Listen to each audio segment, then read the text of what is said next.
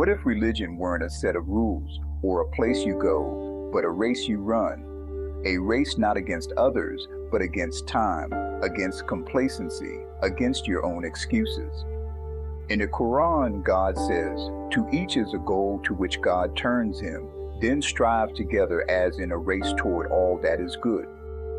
Religion isn't passive. It's not something you watch or observe. It's something you do, a dynamic, personal striving toward goodness. Think about a real race. No one wins by standing still. You have to move, push, stretch, and sometimes even fall. But you get back up and keep going. That's what striving in religion looks like. People often say, "God knows my heart," and that's true, but God also sees your effort, what you build, who you help, how you grow. In this divine race, your sincerity, your intention, and your effort matter more than recognition or praise. There's a story of a man who plants a tree not for himself, but so that someone else may one day sit in its shade. He may never see the fruit, but God sees the seed he planted. That's what it means to run the race for God. Faith was never meant to be a spectator activity. Belief in God must translate into action, into real contributions to your family, your community, and your world. And this race isn't about ego or comparison. You're not running against your neighbor. You're running toward your purpose, toward the better version of yourself. The Quran says, "It is these who hasten in good deeds, and they outstrip others therein." It praises those who don't wait or hesitate, but who race to do good. So what are you doing with your time, your skills, your resources? Are you using them to run toward God and righteousness, or are you standing still, distracted by the world? The beauty of this race is mercy. Even if you stumbled before, you can start running again. Even if you wasted time, you can make today count. God doesn't measure how fast you ran, but how sincerely you tried. Some people build schools, charities, or food programs. Others teach, volunteer, or support someone else's mission. Both receive reward because helping someone do good earns you a share of the blessing. You may not be able to do everything, but you can do something. You can share, support, uplift, donate, educate, and comfort. These are all acts of racing toward good. The culture war thrives on apathy and distraction, on people who sit back and watch the world burn. But the people of God are those who act, who respond, who repair. God has placed in you a unique set of talents and passions, not for decoration, but for purpose. Don't let your gifts go unused. Don't let your days go unlived. Every moment is a step in the race. Every choice brings you closer to or further from the finish line. So lace up your soul. Run toward truth. Run toward service. Run toward righteousness. And when you arrive at the finish line, may God say, "Well done."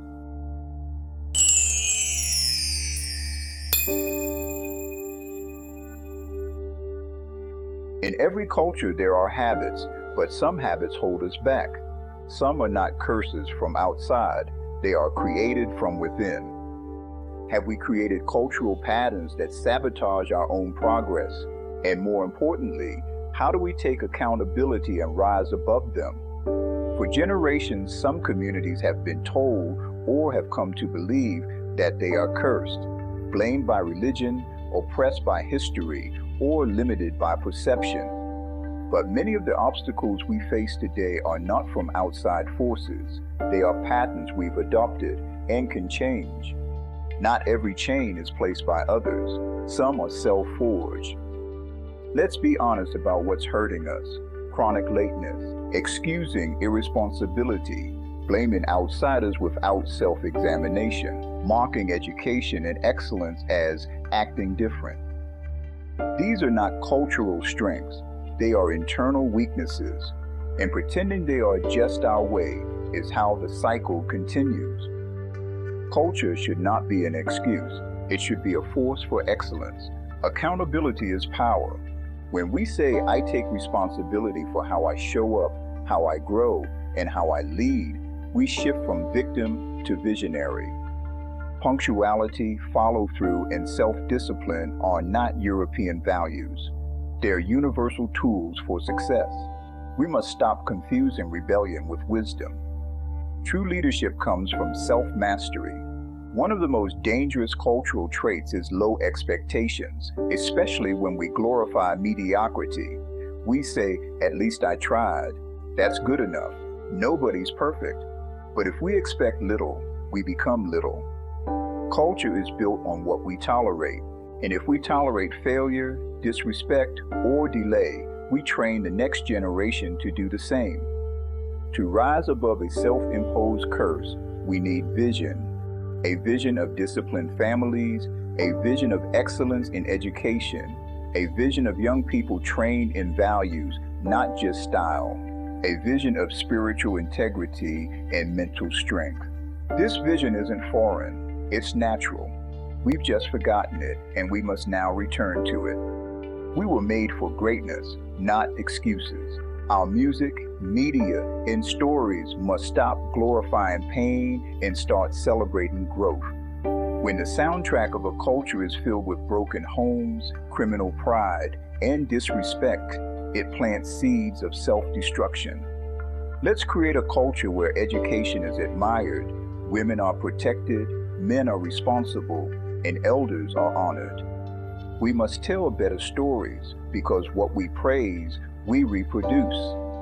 No movement will succeed without personal discipline. Cultural accountability means showing up on time, following through, speaking truth, and lifting others. This is how we build a culture that thrives. This is how we break the so-called curse, not by blaming the past, but by taking command of the present. The curse was never on our skin or on our history. It was on our habits, and habits can be changed. Let's build a culture of excellence, of honesty, and of purpose, where we are proud not just of where we came from, but of what we've become. Next week, we continue the series with one of the most urgent topics, true righteous family love versus false love. What does a healthy cultural family look like?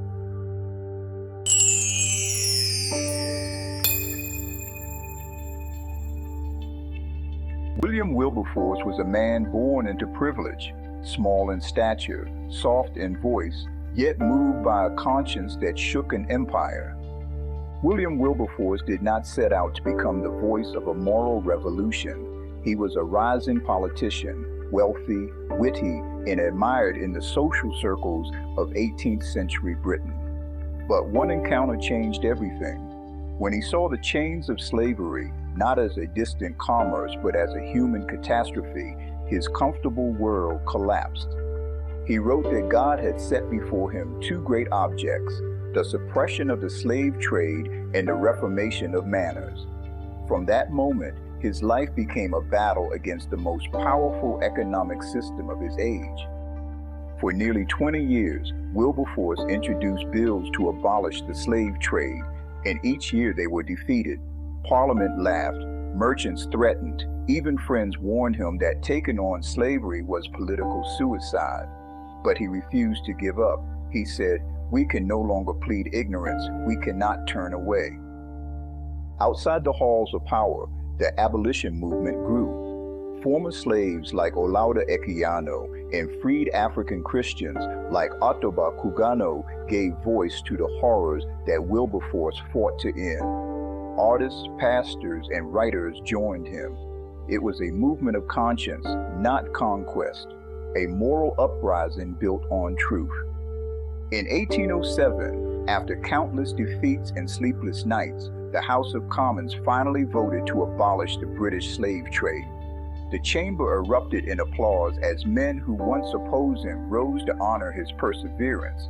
Yet Wilberforce knew the work was not over. The trade was gone, but slavery itself still lived across the empire. He continued to campaign for abolition until his health failed. And then, on July 26, 1833, just 3 days before his death, news reached him that Parliament had passed the Slavery Abolition Act, freeing more than 800,000 men, women, and children across the British colonies. The race he had run was finally won. Wilberforce never sought fame, he sought faithfulness. His story reminds us that moral victories are not achieved in a moment, but through endurance, prayer, and unwavering conviction. He showed that even one voice, armed with truth and compassion, can bend the arc of history. And now his legacy lives on, not in the pages of politics, but in the conscience of humanity. Visit the Museum of Truth Hall of Honor to see how we remember William Wilberforce, the man who proved that the power of righteousness can defeat the prophets of oppression.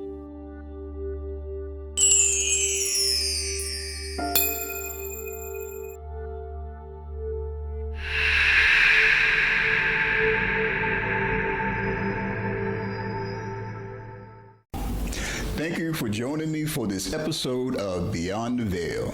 I hope it gave you something to think about, something that will bring you closer to the truth. Next week, we will continue exploring where faith, culture, and history meets reality. And I'd love for you to be a part of this journey. Make sure you subscribe, share this video with a friend, and leave a comment to let me know what stood out to you. Together, we can bring more light to the world. See you next time.